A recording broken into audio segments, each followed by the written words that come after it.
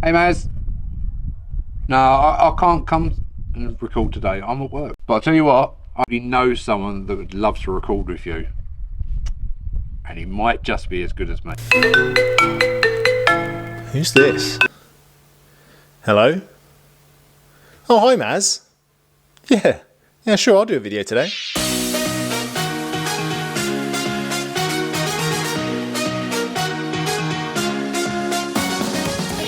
Today I am joined by Ross from That Johnston Life, and Ross moved with his family back in 2020 from the UK during the pandemic. Today we're going to tell you about the things that, with hindsight, we would do now if we were to move to Australia again. What would be your first thing that you would say, Ross? So for me, moving to Australia, I think you need to have the mental mindset to be able to cope, because it really is a long, hard process. For us personally, it started way before 2020, even with all of the COVID pandemics and everything that made it even longer. So we started our process probably after a Friday afternoon of me teaching year 11 and just thinking, this really isn't for me anymore in the UK. And I probably started the whole process in the end of 2017, the start of 2018. And the reason why I remember this is because we actually waited to start the process after Samantha and I got married, because then it would make it easier on the visas having us all legally as one family. I say all because this was before even any children. We went for a 189 skilled independent visa, which gave us permanent residency for 5 years, and with the view to be able to go for citizenship after 4. Before we could even submit an application for our visa, I needed to collect all of my evidence to back up that I'm a teacher, all of my experience, and then submit that to HUGE for consideration. Gathering all of this evidence probably took around about 6 months and getting it submitted off, and that's even before our expression of interest and then the long waiting game. Once we'd got our case officer assigned, we then found out that we were pregnant with our daughter Aurora, and that added on another 6 months before we could submit our medicals and also our police checks. So in total, going for applying for our visa and then waiting and finally getting our visa, we're looking at around about 2 to 3 years of doing visa things and waiting for visas. If you're not aware of how long the whole process can take, it can be rather daunting. We didn't have any idea of how long the whole process would take us when moving to Australia. So at least if you know how long the whole process takes, you can manage your expectations and you can stick in with waiting all of that time that you might need to wait. Maz, how was it for you when you moved over here? So we actually came on a temporary route to begin with. We applied for our temporary and permanent visas at the same time, but the temporary, as always is the case, came through a lot quicker. So we actually started our journey that way, but it still was a super long process. And you know, it's not just the process of the actual visas, but it's making sure you've got your documents ready, making sure you've got all of your correct qualifications and everything you need for that visa. So I agree, regardless of what route you come in, it's a super long process. I would say the first thing for us that we would tell ourselves is that we would have definitely tried to sell our house before we moved. That's one thing that we did the complete wrong way round. Ben and I actually moved over with our temporary visa and we sold our house while we were here. And for us, that was a really stressful way to do things. And also it meant that we had to put a lot of responsibility and pressure on my brother to do all the little jobs of tying up a house sale that you would usually do for yourselves.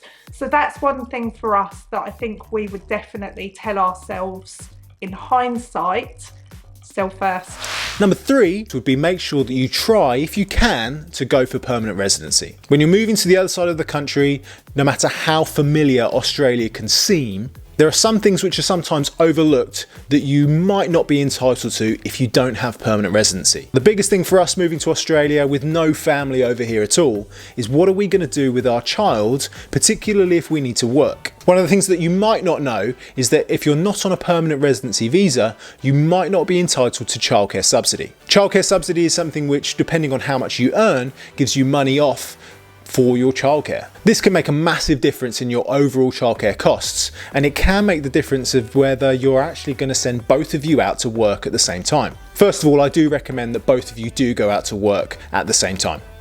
It helps with integration, and what would it be like if one of you was sat indoors all of the time just looking after a kid? It'd be wonderful. I'm sure it'd be wonderful. My daughter is an absolute joy. But with regards to meeting new people, it makes it a little bit more difficult. If, like us, you're moving over to Australia with no family support and no one to look after your children, what are you going to do with regards to your childcare? Maz, you moved over here on a temporary visa. What did you do with your childcare? So because we moved over on a temporary visa and we weren't able to get the subsidised childcare that Ross mentioned, we actually ended up getting an au pair for the first, I think it was about a year that we moved over. And so it was something we hadn't thought of doing before. It was something we would never have considered in the UK because we had the support of friends and family. But over here, we didn't actually have that. And so we ended up speaking with a local English college, and they had a demi-pair program, which meant that the demi-pairs would come and live with us for free. I say for free. What they would do in return is that they would do 20 hours of childcare for us. And so that's how we got around the childcare issue, by not having that subsidy from the government that you would get if you were on a permanent residency. We just looked at different options. As the saying goes, there's always more than one way to skin a cat. And so for us, we just looked at a different option because it would have been too much to send our daughters to childcare and pay full rates. Yeah, I never would have thought about the whole process of sending 2 kids to childcare without childcare subsidy, and in about 3 months' time I'm going to have to send 2 kids with childcare subsidy. I literally couldn't afford it. Well, that's the thing, because we had one daughter in school at the time, Lily was 10, and then we had Ella and Mia who were 2 and 3, and so we had 2 that were not in school. So to pay, I think it would have been about 180, 200 bucks a day. It just wouldn't have been worth doing. So the solution for us to have a demi-pair and both be able to still work, that was what made it possible for us to both be able to go to work. Yeah, it's a little bit more than that now. Oh my gosh, is it? I think ours is around about 105 to 110 bucks a day if you don't have childcare subsidy. And ours isn't one of the more expensive ones. If you live in Sydney or Melbourne, it's going to cost even more. Oh my gosh, that's crazy, isn't it? If you were paying for the whole of that, and especially if you had more than one child, it really doesn't make sense to even go to work.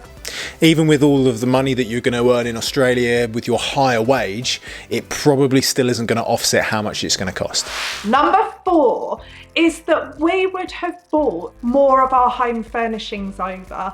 And that's not because I don't appreciate everything in Australia. That's simply because having all of those little home comforts and creature comforts, it makes you feel like you've settled in a lot quicker. And Ben and I, we were ruthless. We literally got rid of everything in the UK and brought with us a fridge freezer. Don't know why we chose a fridge freezer, but we chose a fridge freezer and our photographs and pretty much nothing else. Oh, and tools. Apart from that, nothing else. And I think I would have really enjoyed to have those with me. I think the settling in process would have happened a lot quicker. And also, however much cash you've got, you can never have enough. So to not have to buy everything over again would have definitely been beneficial for us. So Ross, what did you and Sam bring? Did you bring everything with you, or did you leave everything and start from scratch again?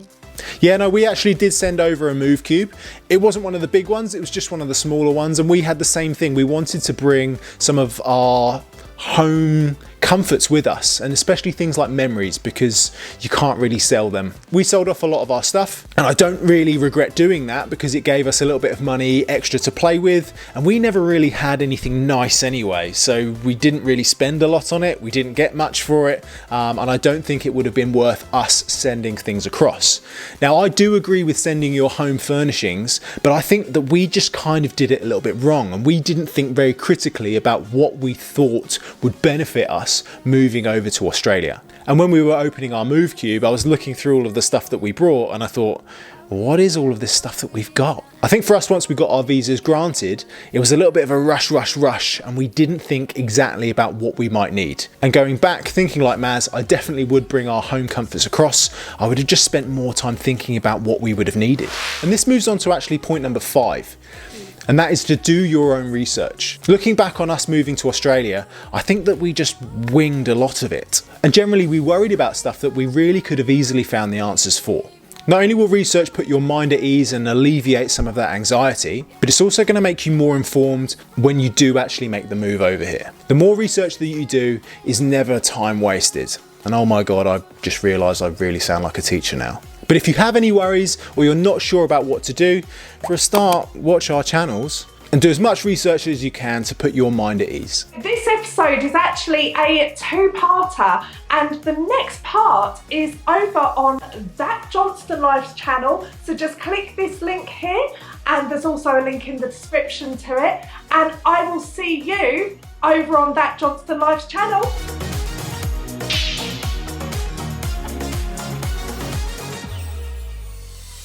Self-advertising, you and I meant for me, still not to